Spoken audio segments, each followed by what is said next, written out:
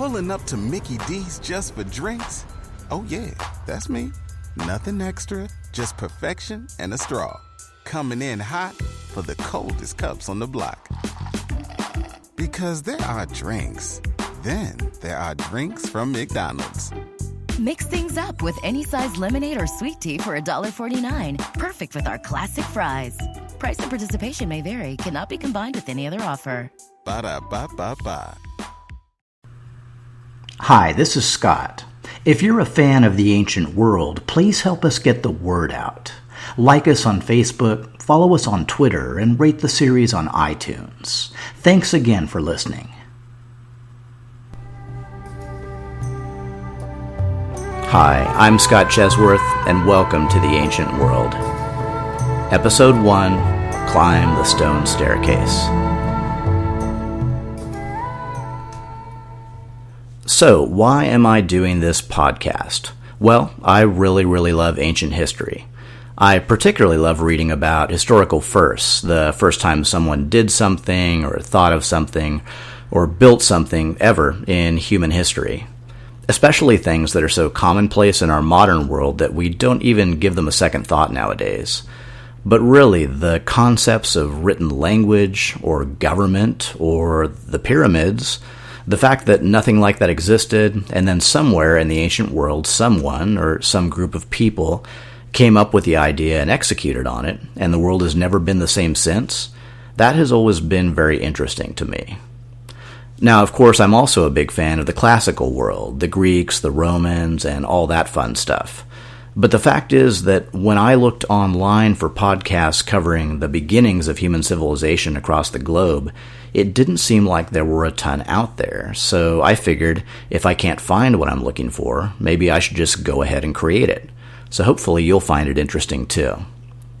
Long story short, what I'm planning to cover in this podcast series is an introduction to the various human civilizations that existed across the globe between the beginnings of recorded human history down through around 500 BC. We'll be looking at the Near East, Egypt and the Mediterranean, China and India, as well as pre-Columbian Central and South America and beyond, and talking about early human achievements in the realms of religion and politics, construction and trade, science and warfare, and all the other aspects of early human civilization. Again, this is only intended as a broad survey and introduction, so I definitely invite you to dig deeper wherever your own interests may lie. A few words about the time frame. Ancient history starts with the invention of writing, which happened at different times in different places, but nowhere earlier than around 3500 BC. The period before recorded history is known as prehistory, and most of what's known about it comes from either the archaeological record or, sometimes less reliably but no less interestingly, from the stories and myths from prehistory that made their way into the earliest written records. The ending point for ancient history is a bit less well-defined, but for this podcast I've decided to use 500 BC as a cutoff. This allows me to discuss the foundation of the Persian Empire, the archaic period of Greece, and the formation of the Roman Republic, among other subjects, without encroaching too far into the classical period, which has already been covered much more thoroughly and expertly in other podcasts. Since I'm not a professional historian, only an enthusiastic amateur, I also wanted to mention that I have no doubt I will screw up some names and dates, and particularly some pronunciations along the way, but I promise to do my best to keep the slip-ups to a minimum. The information and materials used to generate this podcast came from a wide variety of sources, including books, websites, and other podcasts. I've attempted to list my major references on the companion website, ancientworldpodcast.com, where I will also be posting photographs, maps, and other information to supplement the podcast. Okay, so let's start at the very beginning, agriculture and irrigation. I know, agriculture can be boring, and we all want to get to armies and empires and conquests and betrayals and all that good stuff. And we will get there, trust me, but we really need to start with agriculture.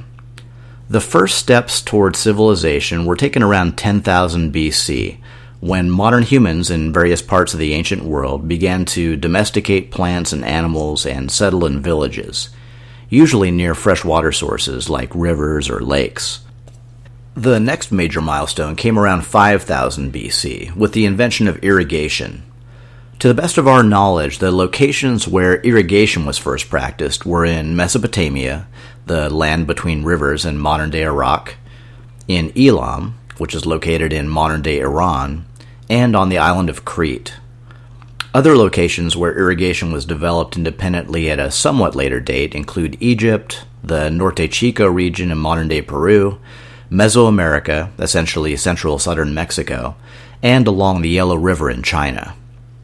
The Near East and Crete got the jump on the rest of the ancient world irrigation-wise due to a couple of key factors.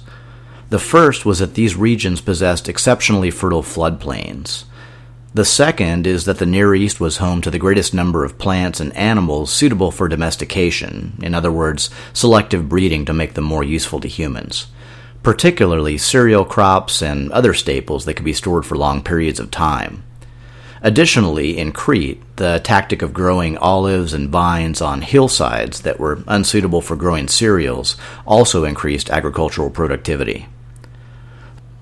So, why was irrigation such an important development? Well, simply put, irrigation led to agricultural surpluses, growing more than was needed for mere human survival. These surpluses had to be stored somewhere, which led to the construction of the first public buildings. Both irrigation and the construction of public buildings requires an organized labor force, and a labor force means you need an efficient system to collect food and then redistribute it as rations. So, what kind of strong hand would emerge to guide such an effort? To see at least one way that question was answered, let's introduce one of the most important players on the stage of early human history, the Sumerians of Mesopotamia. The Sumerians were a mix of farmers, hunter-fishermen, and nomadic pastoralists, all of whom were considered Sumerian in that they spoke a common Sumerian language.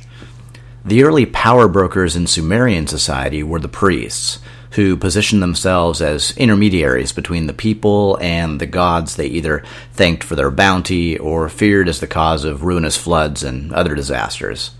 Sumerians had a huge pantheon of gods, over time growing into the thousands, but the main ones at the time were An, Ki, and Enlil, their offspring. Through their special role in Sumerian society, priests had the ability to motivate the population to construct and maintain public works by claiming that such efforts were mandated or at least looked upon favorably by the gods. Surplus grain was stored in temples, where priests controlled its collection, distribution, and trade. Again, all in the service of the gods, of course. In bad harvest years, priests loaned out grain in exchange for commodities or services, or to be repaid with significant interest. In addition to the wealth and power tied to their central role in grain distribution, priests also owned land and supervised large temple staffs, including cooks, weavers, and musicians. Early evidence of the career specialization permitted by agricultural surplus. A structure of intensive year-round agriculture sustaining a priestly ruling class is believed to have been practiced first at the Sumerian city of Eridu around 5000 BC. Eridu is commonly believed to be the world's oldest continuously inhabited city, and was thought by the Sumerians to be one of only 5 cities built on Earth period before the Great Flood, which was a parallel Sumerian mythology to the biblical flood. The development of agriculture accelerated and spread with the invention of the plow around 4500 BC, and it was soon being practiced across the entire Sumerian region and beyond. Over the following centuries, Sumerian temples grew in size, and cities grew up around the temples, with the priests continuing to exercise a strong influence over the ever-increasing population. Sumerian religion also changed and adapted in response to the increasing urbanization, and Sumerian gods began to be associated with particular cities. For example, Enki, the god of freshwater, male fertility, and knowledge, nice grouping by the way, became the patron god of Eridu. Around 3500 BC came the Sumerian invention of writing. first begun when priests started using pictographs of common objects such as sheaves of grain to record food transactions.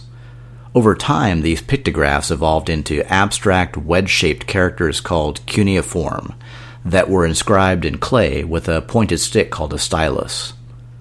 Along with agriculture, the invention of writing, the concept of pictorially representing sounds, objects, or ideas, is considered another major milestone along the path of human development. It is believed that writing was only invented independently by a handful of cultures across the world: Sumer, Minoan Crete, Shang Dynasty China, Egypt, the Indus Valley Civilization, and the Olmec.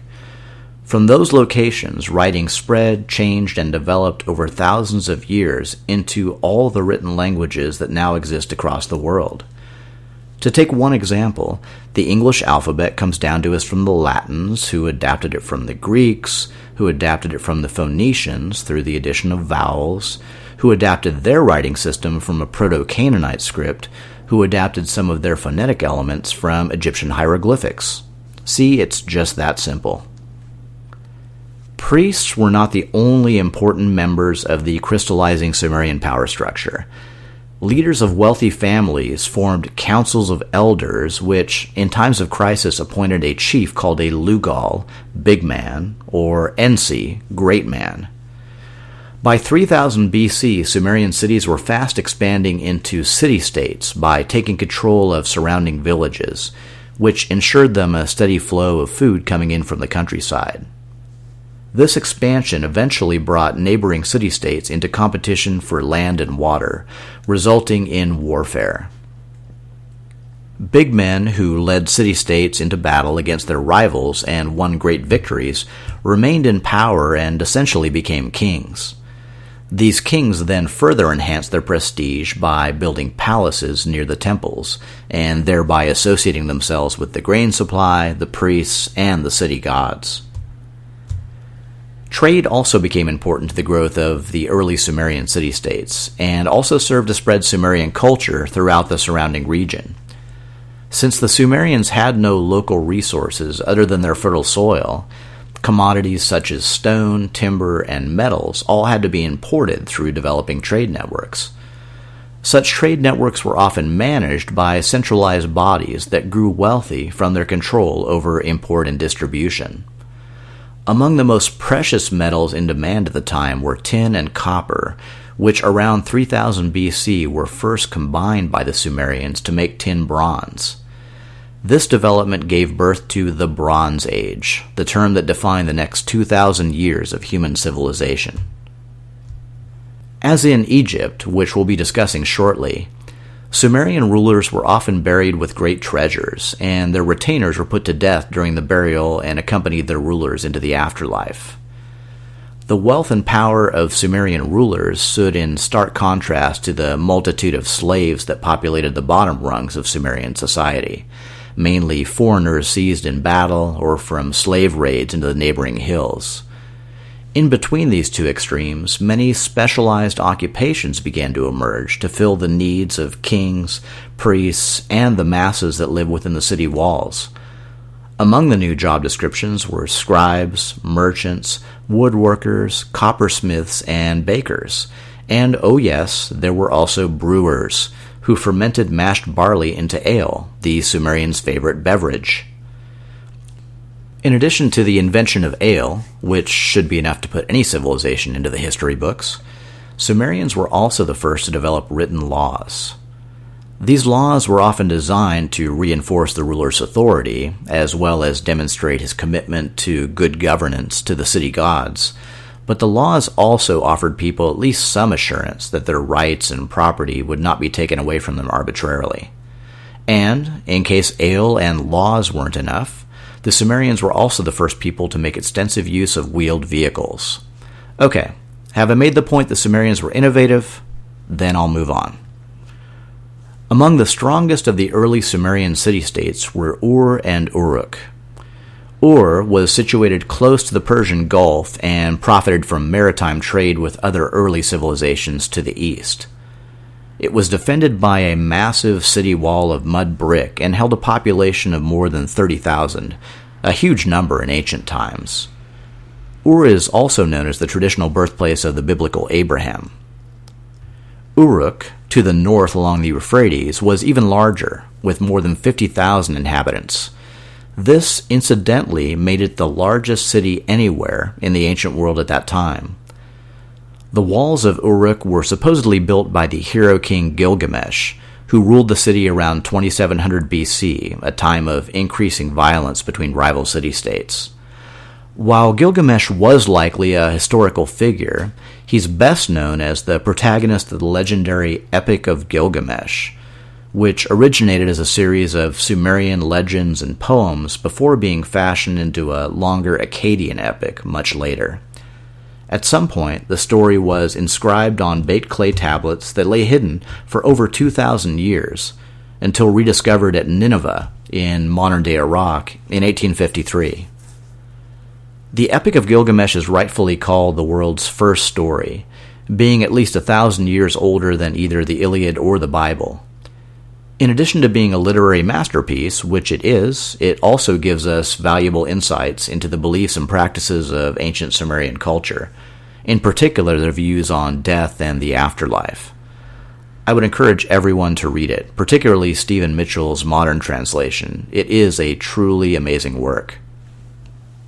Let's leave the Sumerians to enjoy their golden age for a while, and take a look at another ancient civilization that was taking root at around the same time, the Elamites. The early Elamite city of Susa was founded around 4000 BC in the southwest of modern-day Iran, just to the east of Mesopotamia. The influence of Elamite culture on the Persian plateau became prominent around 3200 BC, and texts in the still undeciphered Proto-Elamite writing system are present from this time down through around 2700 BC. Unfortunately, we don't know a great deal about early Elamite civilization, and what we do know mainly comes from contemporary Mesopotamian sources. At least 3 Elamite city-states, Anshan, Awan, and Samashki, merged to form Elam. To this core group, the city of Shushiana was periodically annexed and then broken off again. The combined state of Elam was formed around 2700 BC primarily as a strengthened numbers type response to frequent Sumerian incursions. Stone, timber, and metals were abundant on the Persian plateau, which was at least one reason why nearby civilizations had started to take more of an interest in the region. Strong Elamite kings were able to hold the component city-states together under a kind of federal system, which facilitated internal trade while fostering military cooperation against external threats, such as the Sumerians. The Elamites will continue to be major players in the ancient Near East for some time, so we'll get to know them much better as we go along. Moving down across Asia Minor, south along the Levant, and into North Africa, we would witness the beginning of one of the most powerful and influential civilizations of the ancient world. Egypt at this time was primarily a land of villages, with the Nile serving as a communication conduit between them. The prevailing winds in Egypt blow from north to south, which enabled ships to travel upstream using sails and then make the return journey downstream with the flow of the river. Along with its usefulness as a highway, the Nile was also critically important as the only freshwater source in a land seeing virtually no rainfall. The yearly flooding of the Nile every July through October, the season of inundation fed by torrential rains in Ethiopia, was regularly followed by a season of drought used for harvesting.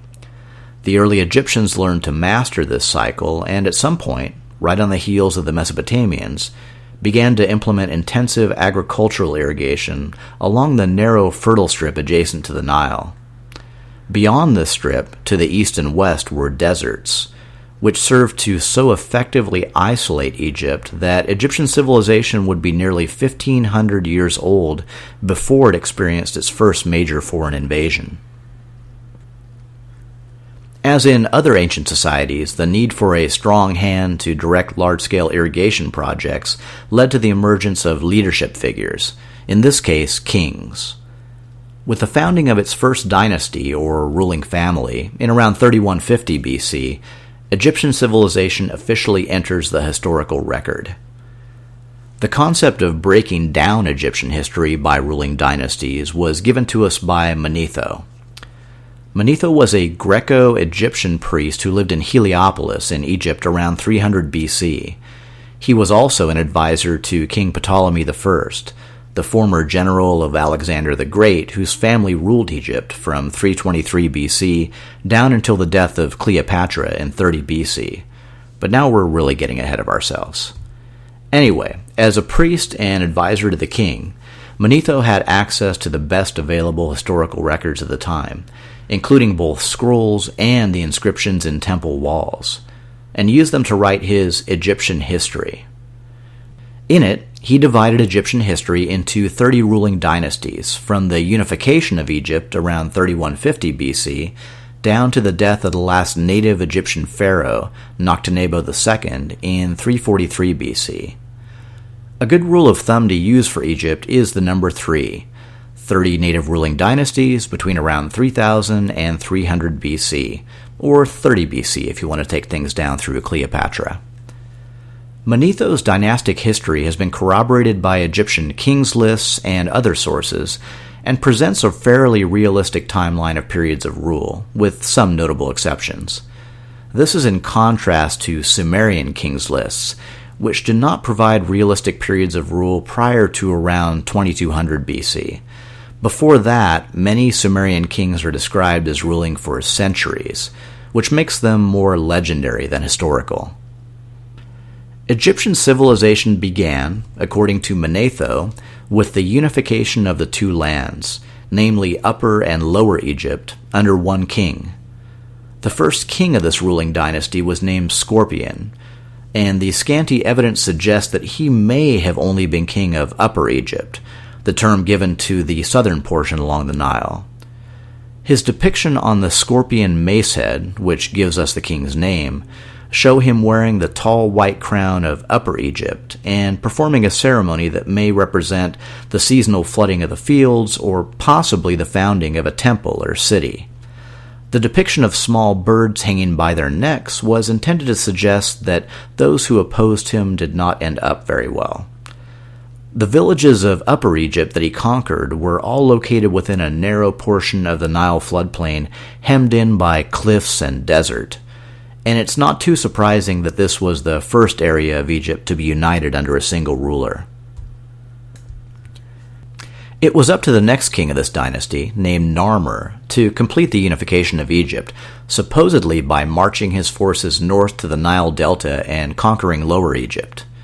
In unifying Upper and Lower Egypt, Narmer may have been assisted by the effects of a sustained regional drought in the preceding period, which had served to concentrate the population into an even narrower band along the Nile than usual. It should be noted that some scholars believe that Narmer may not have single-handedly unified Egypt through military conquest, but that he was instead merely a symbolic figure associated with the final stages of a unification that had been happening organically for some time. Regardless of the precise cause, the evidence we have for Egyptian unification is contained in the historically invaluable and artistically stunning Narmer palette. The palette, which probably served as a cosmetic aid for preparing eye paint, depicts Narmer on one side wearing the white crown of Upper Egypt while threatening an Asiatic captive, whom he grabs by the hair, with an upraised mace. This is the earliest known occurrence of what was to become an icon of majesty throughout the rest of Egyptian history, right down to Roman times. This image also tells us a few other things. First, even at this very early stage, Egypt was clearly already engaging with the Near East, even if that engagement involved grabbing Near Easterners roughly by their hair. It's probably safe to assume that there were also other, more mutually beneficial exchanges going on. Also, if you're like me, when you hear of ancient armies marching into battle, you typically think of them using swords and armor. But as we discussed earlier, the Sumerians only started using tin bronze, giving them at least the capability to make metal armor and weapons, a few hundred years after this time period, and they were the first civilization to do so. That means that the weapons used in this early stage of Egyptian warfare were still, literally, Stone Age weapons. There was the mace, its shape refined over thousands of years to inflict maximum damage, but still essentially a stone head with a wooden handle. There was also the bow, in use in Egypt since at least 5000 BC, in what is called the pre-dynastic period, and the spear, used with a copper spearhead. Simple clubs and slings would have rounded out the period arsenal. Though they didn't use armor, Egyptian soldiers did use large wooden shields covered by leather hides. We're talking about very, very ancient warfare here. The widespread use of metal armor and weapons was still a little ways down the road. Returning to the Narmer palette, on the opposite side, Narmer is shown wearing the red crown of Lower Egypt, implying that he is now king of both lands. The rows of decapitated captives reinforce the image of king as conqueror, as does the image of Narmer as a rampaging bull, breaching the walls of a fortified town and crushing an enemy beneath his hooves. The scenes on another find, the Narmer Macehead, show the king participating in a Hebsed festival to renew his own potency and, through that, the fertility of the land. Narmer, he'll trample your enemies and keep your land fertile. There's a campaign slogan I'm guessing every ancient Egyptian could get behind. Narmer likely ruled from Nekhen in Upper Egypt, a city with a population between 5 and 10,000 that was already several centuries old by the time he came to power. The city not only boasted Egypt's oldest known temple complex, dedicated to the Egyptian hawk god Horus, but also a brewery capable of producing 300 gallons of beer per day. Aside from drinking beer and worshipping Horus, other staples of later Egyptian civilization, including mummification, painted tombs, and hieroglyphic writing, were also being practiced at Nekhen even during this early period. Egypt's next ruler, Hor-Aha, consolidated his predecessor's military gains and also founded a new capital at Memphis, just south of the apex of the Nile Delta. After ruling for over 60 years, again based on Manetho, he earned the distinction of being the first Egyptian ruler to meet his end by being carried off by a hippopotamus during a hunt. Only slightly weirder is the fact that he wouldn't be the last.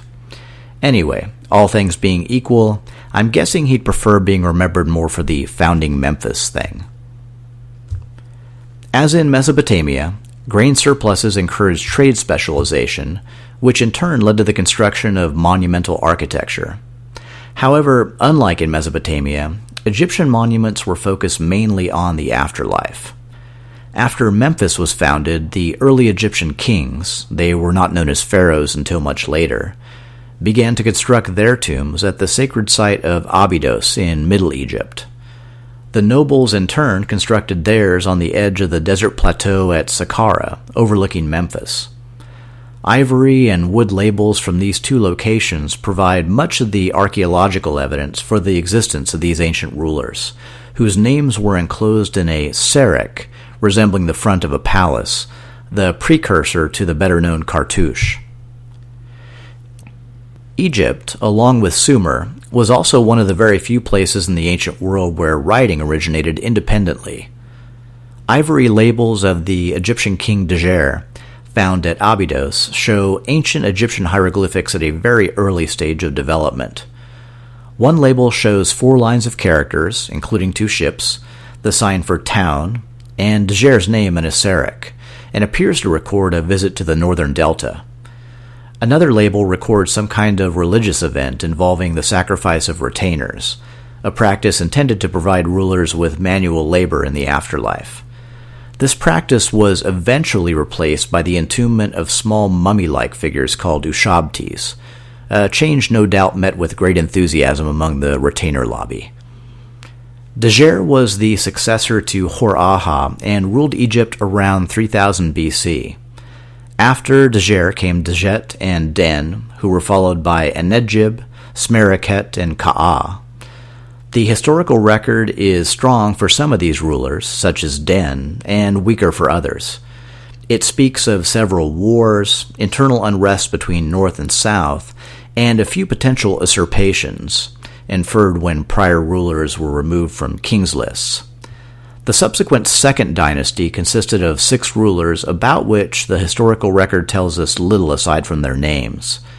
During this period, the internal unrest between North and South reached a boiling point and took on religious overtones, with partisans of Upper Egypt aligning themselves with the god Seth and those in the Nile Delta with Horus. One ruler, Sekhemib, ended up dropping his Horus name and adopted the name Seth-Peribsen, suggesting that the followers of Seth gained the upper hand during his reign. The last ruler of the dynasty, Kasekemwi, incorporated the names of both gods within his Serek, showing that he wanted to be some kind of religious diplomat and peacemaker between the two factions.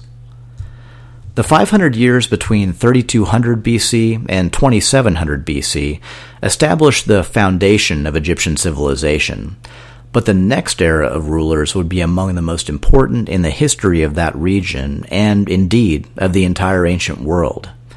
They would build on the advances of previous centuries in technology, hieroglyphic writing, and artistic representation, and establish and rule over what is known as the Egyptian Old Kingdom.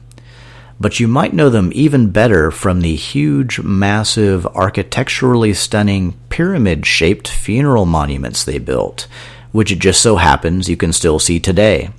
Enough of a hint? Yes, that's right, we're talking about the pyramid builders. But that's a story for another podcast.